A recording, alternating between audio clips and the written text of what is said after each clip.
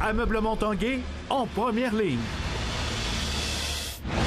À l'Esprit sportif aujourd'hui, une première victoire des Remparts dans la bulle. Un fauteuil roulant pour les sentiers. On peut aller dans plusieurs endroits où on n'allait pas avant. Là. Et des gymnastes en action à Québec Performance.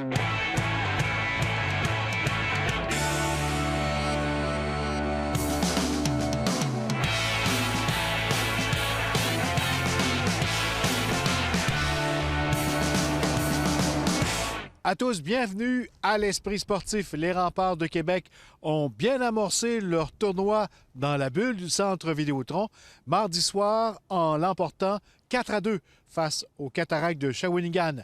Voici les faits saillants dans l'action.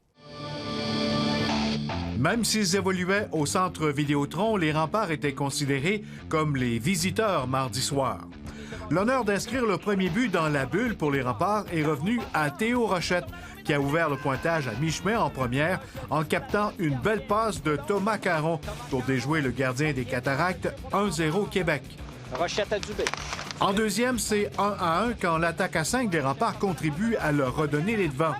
Pendant que Vassili Ponomarev est au cachot pour Rudess, James Malatesta saisit une passe parfaite du Finlandais Vijami Mariala qui faisait ses débuts dans la LSJMQ pour diriger la rondelle derrière Antoine Coulombe à 6 minutes 23.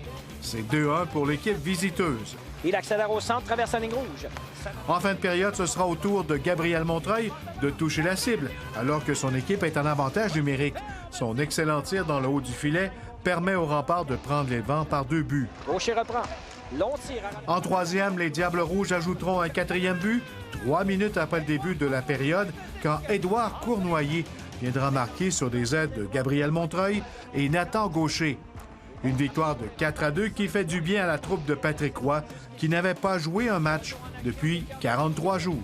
Puis sincèrement, on a eu un bon début de match. On a distribué de bonnes mises en échec. On a gardé ça simple. On affrontait quand même une très bonne équipe, même s'il manquait leurs joueurs clés. C'est sûr, ça fait vraiment du bien de recommencer. C'est ma 3e année dans la Ligue. J'avais quand même l'impression que c'était mon premier match. Ça faisait longtemps qu'on avait joué. Le gardien des Remparts, Thomas Sigouin, a connu un fort match, avec des arrêts importants en début et en fin de match. Il a reçu la 2e étoile du match. J'apprends à connaître Thomas, puis c'est vraiment un compétiteur. C'est ce que je respecte beaucoup de lui, puis c'est ce que j'admire de lui. C'est un gars qui était vraiment athlétique devant son filet, puis c'est pas pour chaque rondelle. Et les Remparts de Québec qui disputeront leur prochain match dans la bulle du Centre Vidéotron jeudi soir face à l'Armada de Blainville-Boisbriand. Maintenant, une bonne nouvelle pour les gens à mobilité réduite qui veulent profiter du plein air et des sentiers. Pascal Robitaille nous présente aujourd'hui le Track Z, un fauteuil roulant hors piste.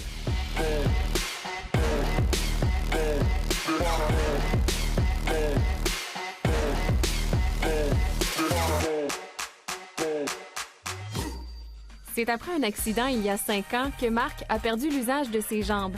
Passionné de plein air, il rêvait de pouvoir reprendre ses activités comme avant, chose qu'il peut maintenant faire grâce à ce fauteuil tout-terrain. Ça a changé un peu ma vie à cause qu'on était limité avec un fauteuil à faire un peu toujours la même affaire puis se promener juste dans un endroit où le sol est super beau. Mais là, à cette heure, on peut aller pas partout, mais on peut aller dans plusieurs endroits où on n'allait pas avant. Là. On retrouve un fauteuil derrière vous. C'est un fauteuil qui a été adapté pour le tout-terrain, si on veut. Comment a débuté cette belle aventure-là? En fait, j'ai un associé qui est le fondateur de la compagnie, qui est aussi l'inventeur du fauteuil tout-terrain, en fait. Et lui-même est paraplégique et a eu un accident il y a une dizaine d'années. Et a trouvé qu'il n'y avait pas beaucoup de choses à faire à l'extérieur. Il n'y avait pas beaucoup de produits. Il n'y avait pas de produits à son goût pour pouvoir sortir dehors. Et Marc n'est pas le seul à profiter de cette nouvelle invention. C'est la vie de plusieurs personnes qui est en train de changer. On redonne une deuxième chance de sortir dehors aux gens, là, des gens triples. C'est sûr qu'ils ne savaient même pas qu'ils pouvaient eux-mêmes sortir dehors, recommencer à bouger, aller faire de l'exercice, aller prendre l'air. C'est quand même incroyable que ça n'existait pas déjà avant. Et ça n'existe pas encore non plus. On était pratiquement les seuls dans le monde à faire ça. C'est vraiment une partie de la population qui est un peu oubliée par les entreprises, par les compagnies qui sont adaptées.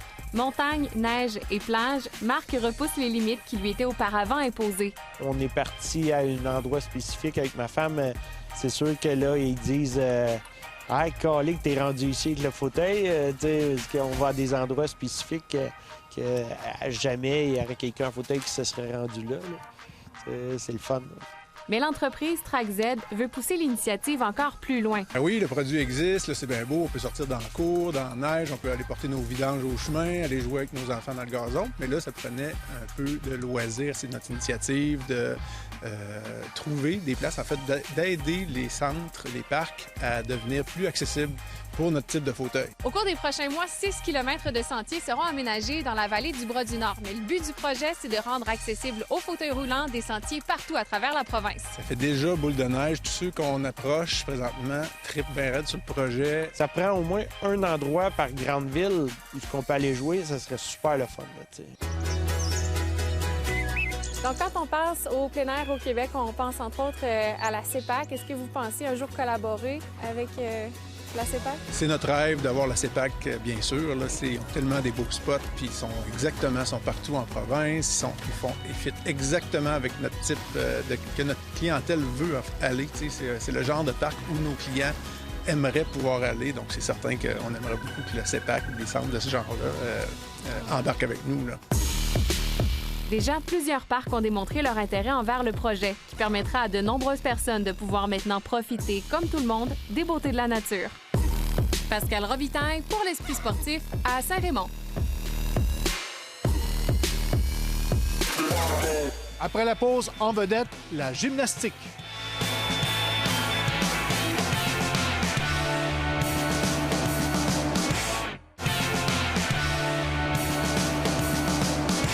Parlons maintenant de gymnastique alors que le Club Québec Performance accueille quelques dizaines de gymnastes pour l'entraînement. Ce sont des jeunes qui font partie d'un programme sport-études gymnastique. Le reportage de Jonathan Fournier.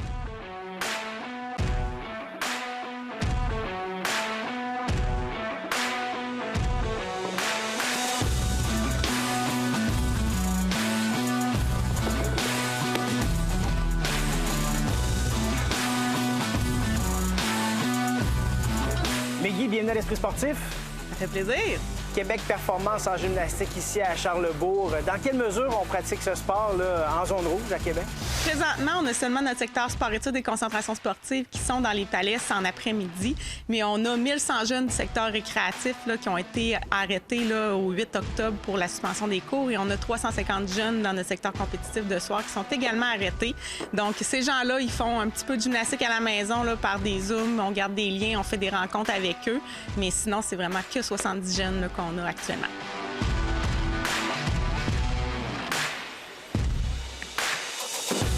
Les chanceux sont des jeunes au sport-études et vous visitent l'après-midi. Et là, bien, il y a plein de mesures là, à respecter pour pouvoir pratiquer le sport. On profite de l'espace qu'on a. Exactement. On a la chance, nous, à Québec, d'avoir eu 2 méga palais de 20 000 pieds carrés. Donc, à l'intérieur de ces palais-là, on est capable de séparer en 4 plateaux sportifs. Donc, les jeunes ne se côtoient pas d'une zone à l'autre. Ça nous permet d'avoir environ 80 jeunes là, à la fois. Lorsqu'on parle de mesures spéciales pour les sports-études, on parle souvent de bulles classe, mais vous avez une autre façon de procéder. Vous aviez le choix, dans le fond. Exactement. Là, dans le décret, il y a 2 façons de faire. Soit qu'on respecte les bulles classe ou on respecte la distanciation de 2 mètres. Puis avec le niveau qui est vraiment différent là, d'un athlète à l'autre dans notre sport, on a vraiment été pour la sécurité de la pratique sportive. Donc, les groupes sont faits selon le niveau gymnique et la capacité de l'entraîneur aussi à pouvoir encadrer ces athlètes-là selon leur niveau.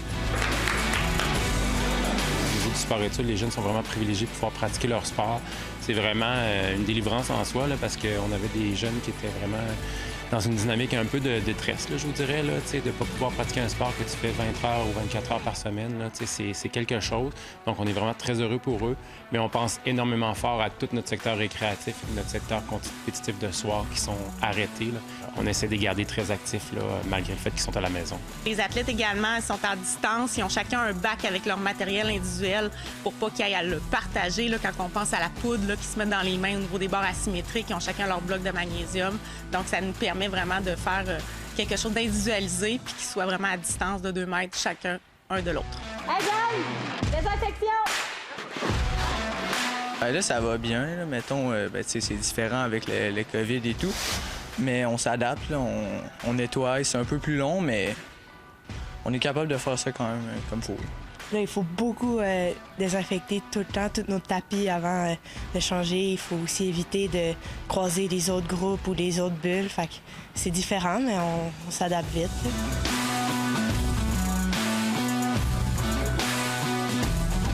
Par rapport au circuit de compétition, en ce moment, on en serait où là, dans une saison de gymnastique normale? Et là, je présume qu'à peu près tout est sur la glace. Exactement. Là, présentement, on serait dans nos premières compétitions au mois de novembre au niveau gymnique.